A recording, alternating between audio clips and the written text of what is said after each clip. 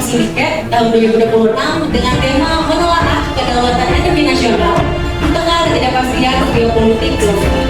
Dan kita bisa memaksimalkan sumber daya alam energi yang luar biasa di tanah air ini.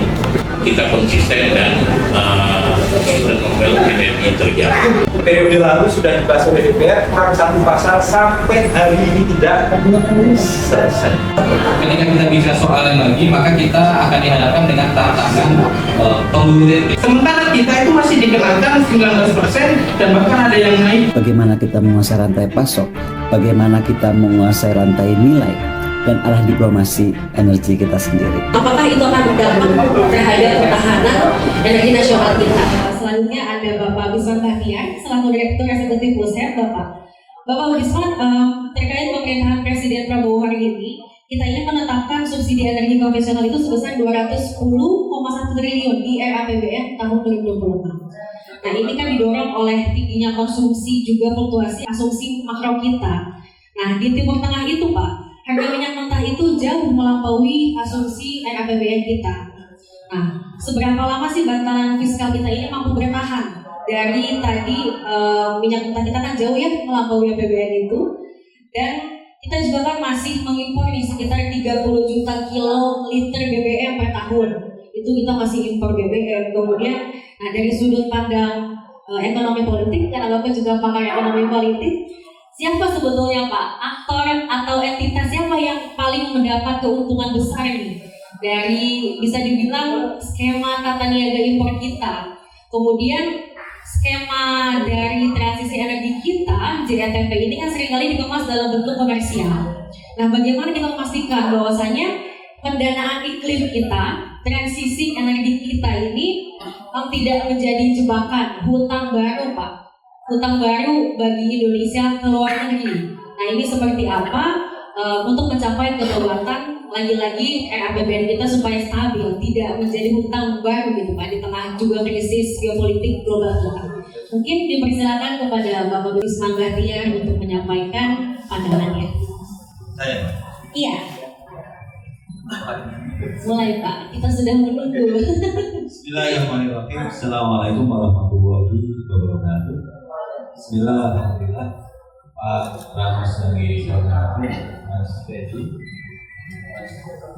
Jawahir, Pak Moderator. Saya sebelum bicara tadi sempat buka handphone, lihat aplikasi Anda 18-16. Jadi masih ada sekitar 1 jam. Aman. 18-16 waktu maghrib. Walaupun menu sudah ada di meja Bapak Ibu semuanya, tetap harus bersama. Tetap harus bersama. Oke. Pertanyaannya Pak Moderator panjang banget, tapi saya klarifikasi. Memang kalau di media saya banyak bicara tentang ekonomi, terutama kebijakan-kebijakan makro. Tapi aslinya keahlian saya dekan fakultas itu, saya ahli.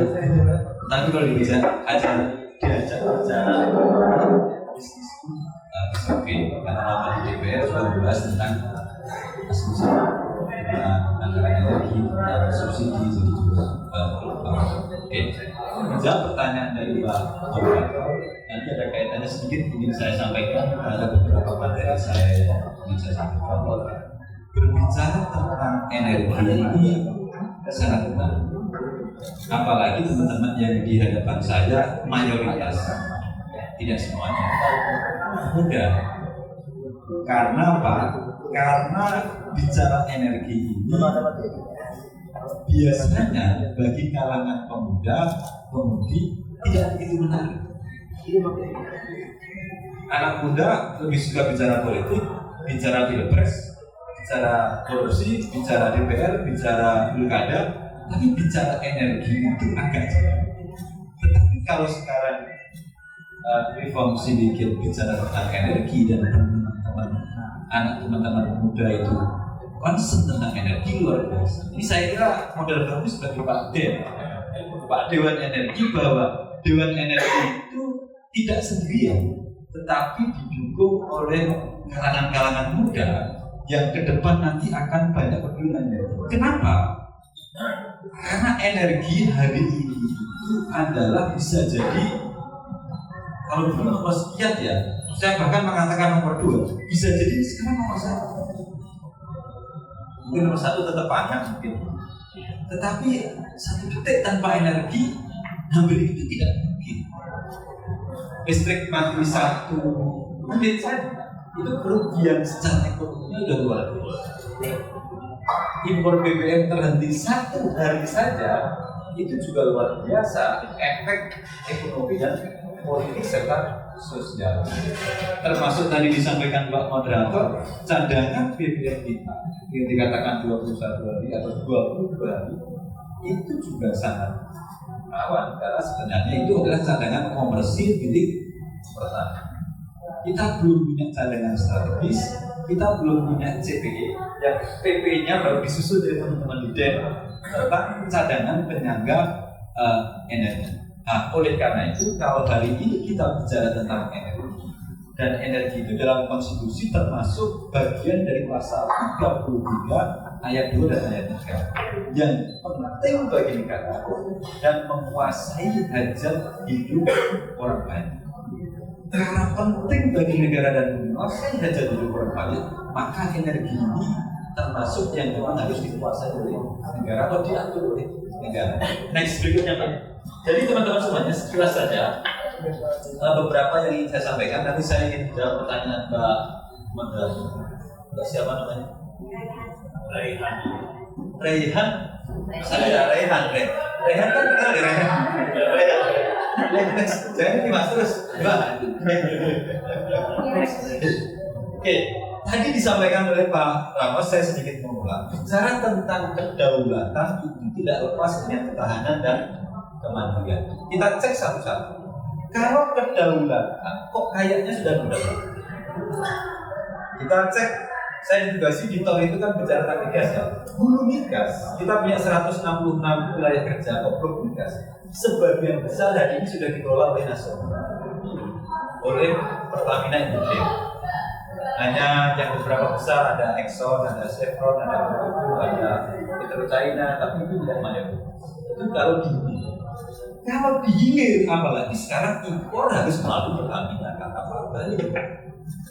Bahkan berbulan-bulan SPBU swasta dia jualan tahun 2005 kemarin karena dia nggak bisa nggak bisa impor karena kuotanya nggak bisa menambah kuota. Artinya dalam konteks ini negara berdaulat, negara mampu mengedepankan kedaulatan. It's no problem about the sovereign state. Tetapi masalah soal kemandirian.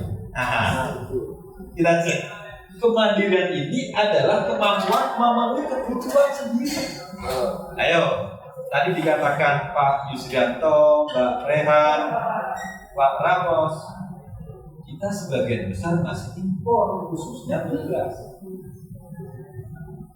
Artinya kita tidak mandiri secara energi. Ini agak ngeri. Kita cek ketahanan.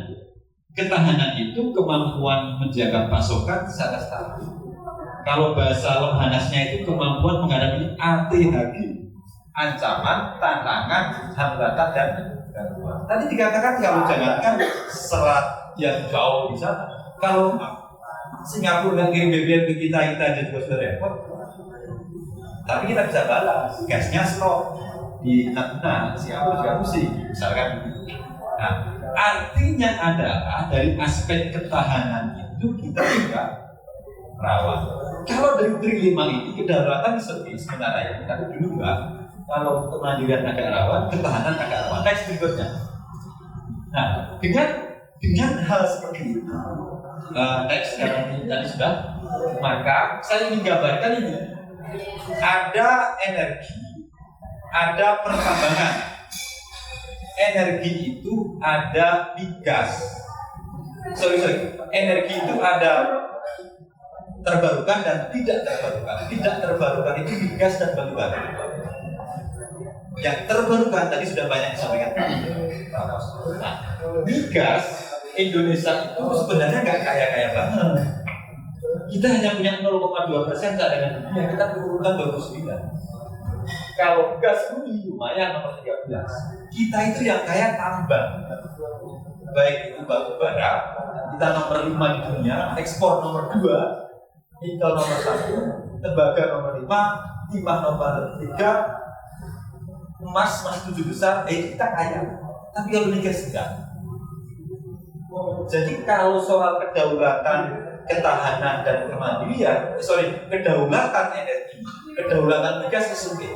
Tetapi kalau kedaulatan pertambangan enggak. Kita tidak berdaulat di pertambangan. Karena apa? Ya 7 besar oligarki itu oligarki. Yang tambang ya, sayangnya nggak kita kan nggak bahas tambang. Kita bahas energi, kita bahas tentang khususnya saya bahas tambang. Jadi sebenarnya dari aspek kedaulatan yang rawan itu energi soal migas no problem. Itu betul. Nah inilah peta kita kan bisa paham peta kita kalau kita paham tentang diri ini. Jadi kalau soal migas kita nggak boleh sombong. Tapi kalau soal tambang sombong. Kalau nomor 1, nomor 5 ya. Tembaga itu yang kemarin ditandatangani oleh Presiden di Amerika sampai umurnya habis itu nomor 2 di dunia setelah China dan Australia. Tapi sampai habis nanti akan dikelola oleh Freeport. Dulu saya termasuk yang menolak keras. Sekarang Freeport seharusnya juga sebagai besar yang tuliskan. Masalahnya kalau Freeport itu BUMN, Freeport anak BUMN, kenapa kontraknya masih dengan Amerika? Silahkan didiskusikan nanti di lain waktu. Next berikutnya. Ini yang dikatakan 22 hari itu ini bayangan. Jadi Indonesia dibanding negara lain itu Singapura bisa 92 hari, Malaysia 25, China 90, dan 22 pun itu komersil. Komersil itu maksudnya yang disimpan oleh Pertamina untuk dijual, bukan cadangan untuk perang, bukan cadangan untuk strategis. Beda misalkan dengan China. Kami kemudian di China yang ditunjukkan saja bunker-bunker itu gede-gede, itu yang ditunjukkan, berarti kan dia rahasia. Belum lagi yang tidak ditunjukkan, pasti China punya yang luar biasa besar dan cadangan yang disimpan. Ini kita next berikutnya. Masalahnya adalah ini, ya kan? Ibaratnya gini, kebutuhan BBM kita itu 1,6 juta barrel per day, produksi kita hanya 600.000 barrel per day. Tiap tahun kita naik 3%, tiap tahun kita produksi turun 2%, nggak make sense. Jadi nanti deviasi itu semakin menjauh, semakin jauh. Nah, kalau tidak ada effort, tidak ada upaya lain, termasuk tadi tidak memanfaatkan energi terbarukan, masalah bahaya terkait aspek kemandirian dan aspek kedaulatan. Oleh karena itu impor BBM yang tinggi, ya kan? Sementara investasi baru di eksplorasi nggak banyak. Dalam 10 tahun terakhir sangat. Kenapa eksplorasi kecil? Karena tidak ada legal certainty, tidak ada kepastian. Kenapa tidak ada kepastian untuk undang-undang migas? Telah dijudicial review oleh Mahkamah Konstitusi di tahun 2012 dan di tahun 2004 ada 16 pasal di Bredel, ada BP migas dibubarkan sampai hari ini tidak direvisi. Jadi problem utama di migas itu adalah undang-undang migas sudah 2025, 13 tahun. Bahkan RUU migas itu mulai ada tahun 2010. Jangan ditanya, pertama kali ketua tim penyusun RUU migas di DPR tanya tentang RUU apa? Bisa, insya Allah. Tetapi kalau tanya kapan RUU itu selesai, nggak bisa jawab. Sudah 15 tahun lebih sampai hari ini RUU itu tidak selesai. Saya kira menarik kalau yang reformasi rekomendasinya salah satu segera selesaikan RUU. Kalau DPR nggak bisa menyelesaikan RUU migas, buatlah Pak Presiden perpu. Praktis, enak, nggak pakai buat di ya. Untuk apa? Saat investasi baru tinggi. Yang kedua, juga soal distribusi BBM se-Indonesia itu dengan satu harga yang sangat berat sebenarnya. Next berikutnya, sekarang kita menginjak kepada transisi energi. Tadi di dasar atau di landasi bahwa tentang transisi energi berkaitan dengan kondisi migas tadi, maka seperti itu fosil itu nature-nya secara alamiah dia akan habis, apalagi cadangan kita tidak banyak. Oleh karena itu perlu transisi energi, perlu penggunaan energi terbarukan, baik itu dalam transisi maupun dalam konteks listrikan. Jadi ketergantungan kita terhadap BBM, terhadap LPG, terhadap listrik yang dari fosil harus dikurangi dengan cara penggunaan energi terbarukan. Penggunaan energi terbarukan itu sekarang dilakukan dengan salah satunya transisi energi. Bagaimana meningkatkan energi terbarukan dan mengurangi energi fosil sampai menuju net zero emission di tahun 2060. Jadi energi yang bersih, energi yang dari aspek karbon itu berkembang dan dari aspek lingkungan jauh. Tantangannya apa? Ini beberapa permasalahannya. Kenapa kok transisi energi itu tidak berjalan? Next Pak. Satu, dasar hukum. Saya inventarisasi. Satu, undang-undang energi sedang direvisi, usulan dari DPD sampai hari ini nggak selesai. Undang-undang migas nggak selesai. Undang-undang EBT, RUU Energi Baru dan Energi Terbarukan periode lalu sudah dibahas oleh DPR, kurang satu pasal sampai hari ini tidak selesai. Yang selesai baru undang-undang pertambangan. Artinya undang-undang dari aspek energi itu kurang memadai. Oleh karena itu kalau teman-teman mau merekomendasikan revisi undang-undang migas, revisi undang-undang energi, revisi undang-undang EBT atau yang kemarin sudah dibahas tadi tidak selesaikan, termasuk undang-undang ketenaga listrikan yang sekarang sedang disusun oleh DPR. Tapi juga masih satu lagi termasuk undang-undang ketenaga nuklir. Nuklir itu juga energi. Saya kita ini tidak bahas nuklir. Saya juga termasuk yang paling nuklir kalau sekarang enggak. Pembahasannya nanti saja. Nah ini tentang dasar hukum. Artinya dari aspek hukum kita punya problem besar. Aspek legislasi di bidang energi sangat kurang. Listrik, energi, nuklir, EBT dan seterusnya. Yang kedua pembiayaan. Modalnya untuk energi terbarukan itu besar, investasinya besar. Kita perlu terhadap investasi. Yang kedua adalah perlu insentif. Yang ketiga tarif. Modal yang besar, tapi tarifnya dipaksa kecil. Kenapa dipaksa kecil? Karena pembangkit listrik di Indonesia itu tidak boleh menjual langsung ke konsumen. Hanya bisa dijual ke PLN dengan harga PLN. Akhirnya nggak masuk secara ke ekonomian. Itulah problem.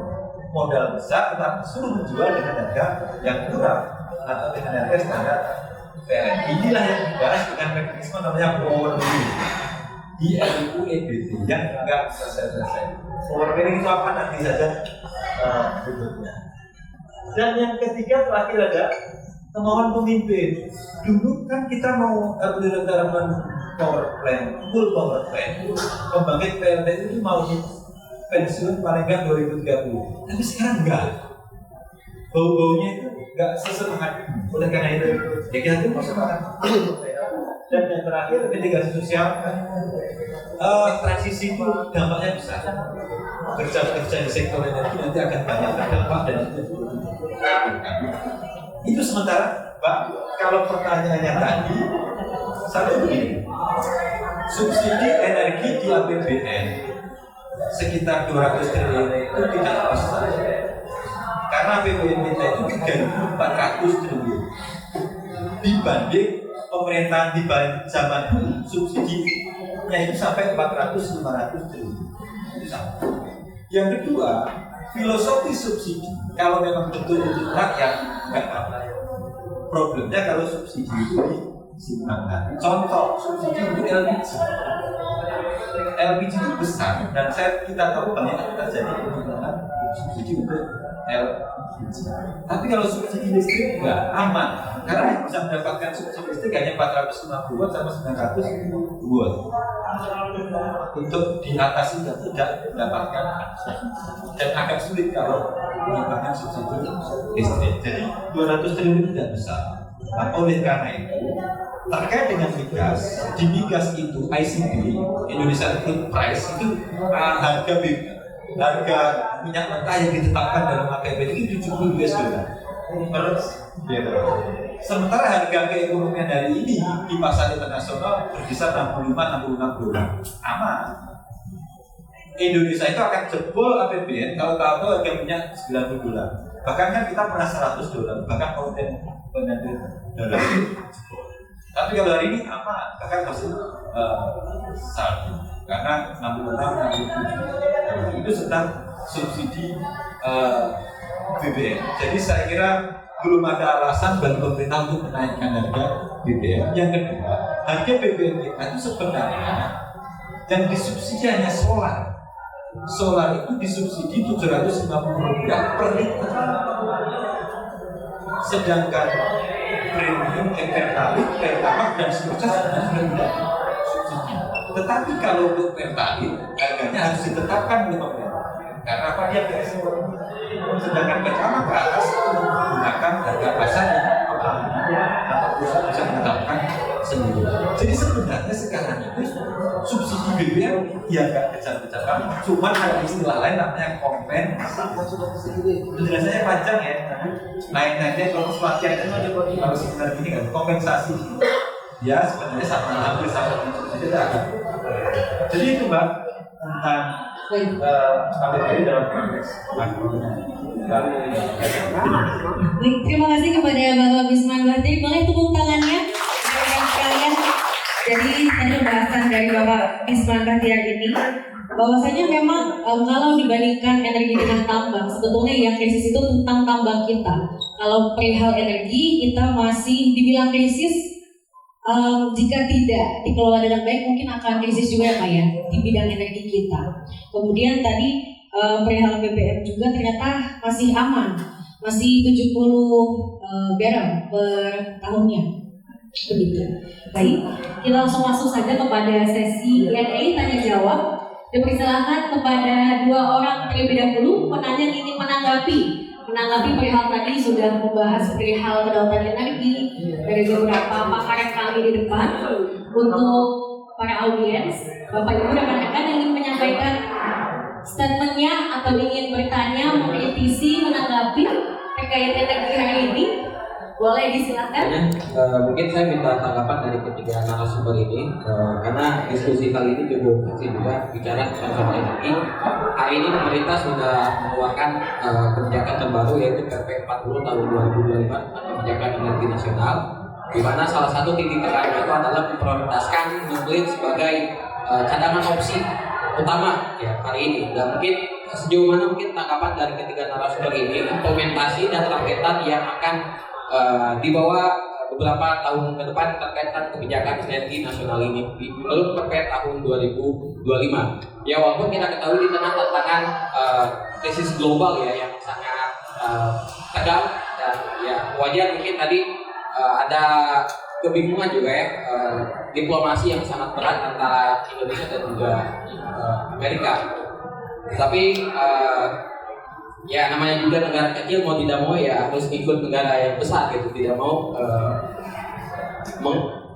membangkang. Dan kemudian pertanyaan selanjutnya itu adalah bagaimana tantangan Indonesia dalam mengimplementasikan energi baru terbarukan di tengah RUU-nya itu belum disahkan. Itu aja mungkin Pak Sekian dan terima kasih. Ya, terima kasih. Waktu kurang 16 menit lagi. Ya. Ada 3 undangan juga hari ini saya cari. Tapi kawan ini. Sebagai pengurus Majelis Nasional kami di Bang Biaji kan. Iya, betul. Sebagai pengurus PT Muhammadiyah, di Menteri Pendidikan Bakti di rumah dinas, dan dua-duanya terpaksa tetap berevolusi. Jadi pertama tentang doktrin, saya ingin diskusi panjang tentang doktrin biar nggak salah paham, karena ini sensitif. Tapi saya ingin mengatakan, kalau dulu di PPKN yang dulu, doktrin itu statusnya last option, opsi terakhir. Dia hanya bisa digunakan kalau sumber energi yang lain itu tidak bisa dipakai lagi. Tanda kutip, ya kapan kita memakai doktrin? Tetapi di PPKN yang disampaikan oleh Mas Taufik, nuklir itu sudah bukan lagi last option, bukan lagi opsi yang terakhir, tapi nuklir itu sudah bisa menjadi pilihan. Boleh digunakan. Sekarang pertanyaannya, nuklir itu adalah sumber daya. Sepanjang dimanfaatkan dengan teknologi yang baik, yang benar, sepanjang mitigasi dampak lingkungan bisa dimitigasi, sepanjang dampak sosial bisa dimanfaatkan, saya kira tidak ada masalah. Memang problem image tentang nuklir itu sebagai bom, sebagai sesuatu yang rusak. Karena nuklir di Indonesia sekarang ini hanya baru dipakai untuk dua hal: satu, pertanian untuk pembibitan, dua, kesehatan. Sedangkan untuk energi belum, kecuali energi. Oleh karena itu, kalau suatu ketika ada PLTN, menurut kami ini cukup bagus. Oleh karena itu, tinggal bagaimana mengkomunikasikan ini dengan masyarakat secara sosial. Yang kedua, bagaimana dampak-dampaknya itu dimitigasi. Karena teknologi nuklir terus berkembang. Tidak seperti nuklir yang bom Nagasaki, Hiroshima, yang tidak seperti itu. Itu bukan teknologi. Yang kedua, tentang EBT. Ya kan, kenapa kok EBT tidak selesai? Rekan-rekan yang kami hormati, kadang-kadang pembahasan RUU di DPR itu bukan terpengaruh karena substansi, tetapi karena komisi. Jadi RUU pertambangan mineral itu bisa cepat selesai karena ada daya buruknya. Silakan ditafsirkan sendiri. Tahun 2020, 2 minggu selesai. Waktu saat corona itu, belum lagi revisi kemarin Undang-Undang 2 tahun 2025 selesai. Tapi kenapa RUU migas nggak selesai? Yang kedua, kenapa RUU EBT tadi yang disampaikan Mas Taufik nggak selesai? Padahal EBT hanya kurang satu pasal tentang nah, oleh karena itu sebenarnya EBT menjadi tidak bisa dipercepat karena salah satunya problem RUU. Oleh karena itu kami berharap kalau ada Omnibus Law Cipta Kerja, ada Omnibus Law Kesehatan, saya kira menarik kalau ada Omnibus Law tentang energi. Jadi merevisi undang-undang energi tidak secara parsial, tetapi merevisi undang-undang energi jadi satu secara komprehensif. Migas, energi, pertambangan, nuklir, dan listrik.